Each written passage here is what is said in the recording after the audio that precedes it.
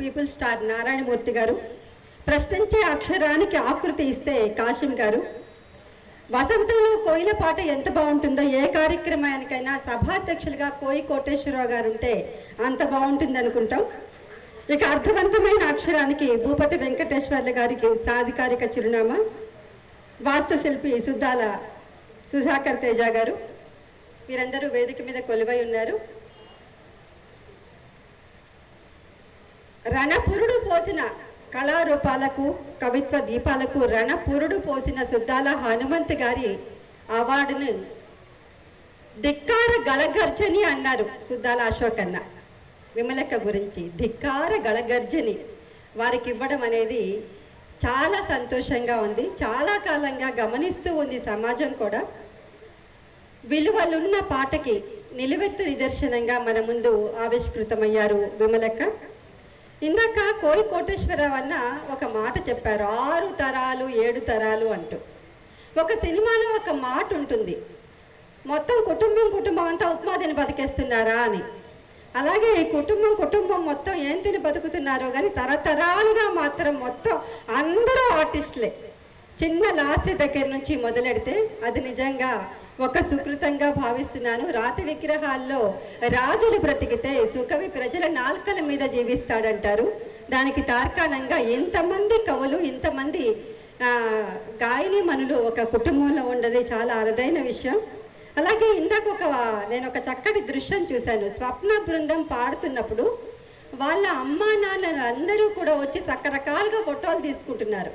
మీకు సాగర్ సంగమం చిత్రం గుర్తుంటుంది. దాంట్లో ఒక ఫోటోగ్రాఫర్ అద్భుతంగా ఫోటోలు తీస్తాడు, వివిధ భంగిమల్లో ఫోటోలు తీస్తాడు. అలాగే పాటలు పాడుతున్నప్పుడు వేదికల మీద వాళ్ళ అమ్మా నాన్నలు ఫోటోలు తీసుకుంటుంటే వాళ్ళకి అన్న సన్మానం చేస్తుంటే ఆ తల్లిదండ్రుల ముఖాలన్నీ వెలిగిపోయాయి. మా బిడ్డలకి ఈ వేదిక మీద సన్మానం అని. విమలక్కకి ఇక్కడ సన్మానం జరుగుతుంటే ఈ వేదిక కింద ఆసీనులైన అందరి ముఖాలు వెలిగిపోయాయి. అంటే సమాజం ఏ నిజమైన కళాకారుడికి అమ్మ నాన్నలు లాంటిది. ఏ కళారూపం బ్రతకాలన్నా కూడా ఆ కళాకారుడికి ఆదరణ కావాలి. బాగా అలసిపోయి ఉన్నప్పుడు ఒక భుజం సాయం కావాలి. నేనున్నాను అని నిలబడగలిగిన మనుషులు కావాలి. అప్పుడు మాత్రమే కళ కళగా బ్రతుకుతుంది. దానికోసం ఆ సన్నివేశం చూస్తున్నప్పుడు, విమలకకు సన్మానం చూస్తున్నప్పుడు అందరినీ గమనిస్తున్నాను. ఎంత అద్భుతంగా అనిపించిందంటే ఇది కదా నిజమైన సన్మానం అనిపించింది. మీరందరూ చప్పట్లు కొడుతుంటే కళ బ్రతుకుతుంది, సమాజానికి మరింత వెలుగు రేఖలు తెస్తుంది అనిపిస్తుంది.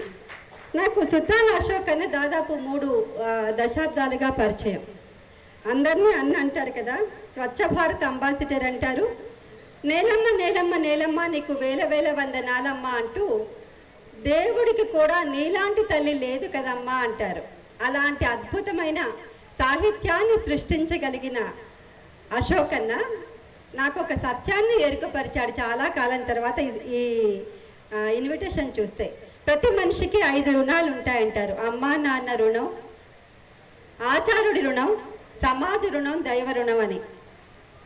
అమ్మా నాన్న రుణం తీర్చుకున్నట్టుగా అనిపించింది. బ్రహ్మకి అమ్మకి మధ్యలో నాన్ననిచ్చేనా అంటూ తన కమ్మలు కడియము అమ్మి అన్నని జానకమ్మ గారు హైదరాబాద్ పంపించింది చదువుకి అని అన్న ఒక సందర్భంలో ఒక సభలో చెప్పారు. అలాంటి తల్లిదండ్రులు. అలాగే అన్న బుర్రకథ చెబుతుంటే హనుమంత్ అన్న గారు గడ్డి పోచ కూడా గుణపం అవుతుంది అన్నారు. అలాంటి అద్భుతమైన సాహిత్యాన్ని సృష్టించిన అమ్మా నాన్న నన్ను పాటంత ఎత్తుగా నిలబెట్టారు అనుకున్నప్పుడు ఆ రుణాన్ని ఇంత అద్భుతంగా ప్రజా కవులు, ఇంకొక మాట అన్నారు పీపుల్ స్టారు, తర్వాత లోక కవి అన్నారు. ఇప్పుడు ఇచ్చిన 2010 నుంచి తీసుకుంటే మా అందశ్రీ అన్న నవ్వుతున్నాడు. లోక కవి అంటే నిజమే మరి. ప్రజా కవులు, లోక కవులు అన్న ఏ పదం పెట్టినా అంతే. అలా కూర్చుంటే ఆ పాట మీద, ఆ పుస్తకం మీద, ఆ పేపర్ మీద అలాగే పదబంధాలు వచ్చి చేరుతాయో అంటూ ధిక్కార గళగర్జని. నాకు ఇట్లా ఒళ్ళు ఇట్లా అనిపించింది, ఆ పదం ఏంటన్నా అని. రణపురుడు పోసిన అన్నారు హనుమంత్ గారి ముందు మాటలో. అలాగే ఆయన పెట్టిన టైటిల్స్ లాగా ఆయన 2010 నుంచి నరసింహారావు గారి దగ్గర నుంచి మొదలు పెడితే అందశ్రీ గారి దగ్గర వరకు చూసుకుంటే ఈ హనుమంత్ గారి అవార్డ్స్ అన్నీ కూడా, జాతీయ పురస్కారాలన్నీ కూడా అత్యద్భుతమైన వ్యక్తులకు వచ్చాయి. సమాజానికి పనికొచ్చే వ్యక్తులు, సమాజాన్ని దిశానిర్దేశం చేయగల వ్యక్తులకు అందరికీ రావడం జరిగింది. సహస్రాధిక బహుజనుల పొలికేకల పోరాట గొంతుక, సబ్బండ జాతుల గుండె ఘోష, మొత్తంగా ఆమె పాట అరుణోదయం, ఆమె రూపం అరుణారుణ కాంతి పుంజం. ఆమె డయాస్ మీద పాట పాడుతుంటే రోమాలు నిక్క పొడుచుకోకుండా ఉన్న మనిషి అంటూ మనకు కనిపించడు. నిజమే, పాటకు అత్యంత ప్రభావోపేతమైన పాత్ర ఉంది. ఉత్తమ పాటలు, ఉత్తమోత్తమ పాటలు. ఉత్త పాటలు ఇలా చెవిలోంచి వెళ్ళిపోతాయి. ఉత్తమ పాటలు ఆలోచన రగిలిస్తాయి.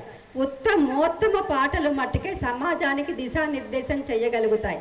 అలా కదిలించి కరిగించి కలగలిపే పాటలకి కేర్ ఆఫ్ అడ్రస్గా నిలిచిన విమలక్కకి ఈ పురస్కారం దక్కటం అనేది చాలా సంతోషంగా ఉంది. 2010 నుంచి తీసుకుంటే ఇప్పటి వరకు ఒక పాండ్య గాయని, ఛత్తీస్గఢ్ నుంచి వచ్చిన పాండ్య గాయనికి మాత్రమే ఒక పురస్కారాన్ని అందజేశారు అన్నగారు.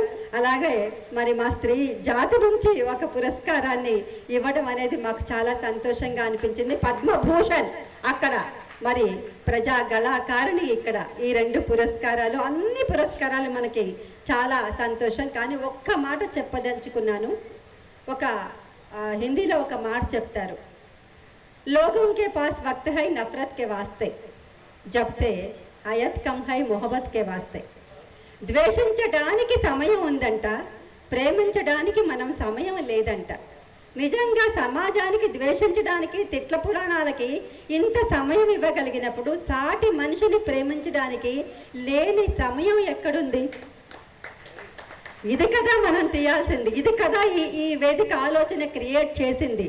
ఇది కదా మనం ఇప్పుడు మనకి అందరికీ సాధికారికంగా అన్నగారు నిరూపించింది. నేను ఎప్పుడు ఒక కలగంటాను, నేను రాసే రాతంత అద్భుతంగా సమాజం ఉండాలని. కవితలు, కన్నీళ్లు, అణచివేతలు, ప్రశ్నలు లేని సమాజం రావాలని. ఆ సమాజం కోసం నేనెంతగా నిబద్ధంగా రాస్తూ ఉంటానో అంత నిబద్ధంగా పాడగలిగిన వ్యక్తులు కూడా రావాలి. పండగెప్పుడు కోకిలమ్మ పండగెప్పుడు అంటే ఆకలితో, అర్ధాకలితో బ్రతికే ఆకలి వ్యధాగ్రస్తులకి ఇంత పట్టడన్నం దొరికినప్పుడు అన్నాడు. ఆ సమాజం నిజంగా రాగలిగేది ఇలాంటి అద్భుతమైన వ్యక్తులు కూర్చున్నప్పుడే, ఇలాంటి అద్భుతమైన వ్యక్తుల్ని గుర్తించి గౌరవించగలిగినప్పుడే. ఒకటే జననం, ఒకటే గమనం, గమనం ఒకటే గమ్యం. ఎంతవరకు? విజయం సాధించే వరకు పోరాడాలి. ఆ విజయ తీరం వైపు మనల్ని నడిపించాలి. అది సుద్దాల అశోక్ అన్న చెప్పారు. అదే జీవనయానంగా విమలక్క నడుస్తున్నారు. వీరందరికీ పాదాభివందనాలతో నమస్కారం.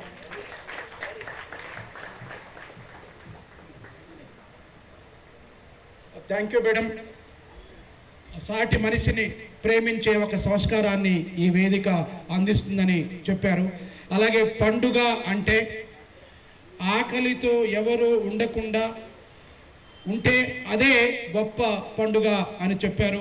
అలాగే గొప్ప పాటని సుద్దాల అశోక్ తేజ గారు రాసినటువంటి ఒకటే జననం ఒకటే మరణం అనే అద్భుతమైన పాటని ఎలాగైనా ఈరోజు రాత్రికి నేను ఉరిపోసుకోవాలి అని అన్ని విధాలా సిద్ధమైన వ్యక్తి ఈ పాట వింటే నేను ఉరిపోసుకోను, మళ్ళీ జీవితాన్ని గెలుస్తాను అని ముందుకు నడిచే ఒక గొప్ప చైతన్యాన్ని ఇచ్చిన పాటని మీరు గుర్తు చేశారు. మీకు ధన్యవాదాలు.